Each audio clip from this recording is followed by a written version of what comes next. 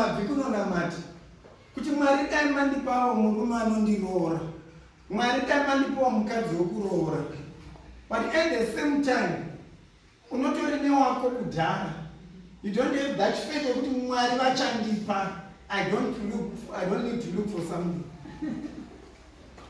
Kuchikaranga chekuti vamwani tutanzi akawana kana kuti akawanikwa.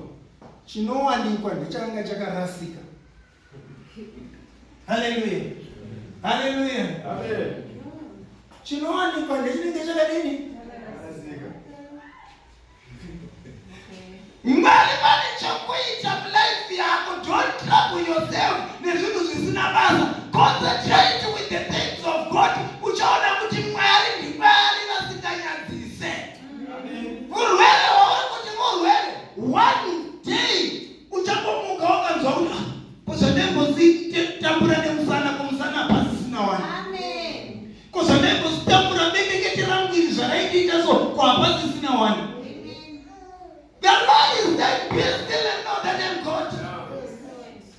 He is the one who can even heal. Tinaenda kuma doctors, tiko fara, tiko nini, bali anorapa ndi Mwari, anoporesa ndi Mwari. Avana ngosvika muno kurapa chete. Bali kana Mwari vasina kutendera kuti zvipora upora. Bali vale pavakadzi vane faith, anonzi anobuda ropa for 12 years. Hallelujah, hallelujah, hallelujah. 12 years. Muna achibuda ropa day a day. Amena kuti managers mangana aibuda. Hallelujah, hallelujah, hallelujah.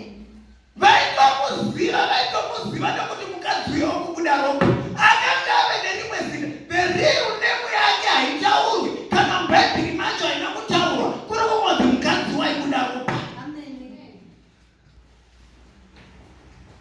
Hallelujah, hallelujah, hallelujah.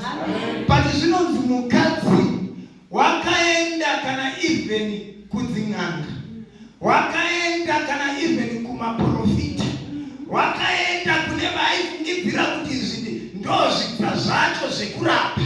Kukanzi kugana kune vasingaiti waenda, zvikanzi Nigeria vaiti unoenda, zvikanzi kuEurope unoenda, hapana pasina kusvika. But Bible shoko raMwari rinotaura zvinondinakidza. Ropa ratiro instead of the situation kuti iite better, it grew worse.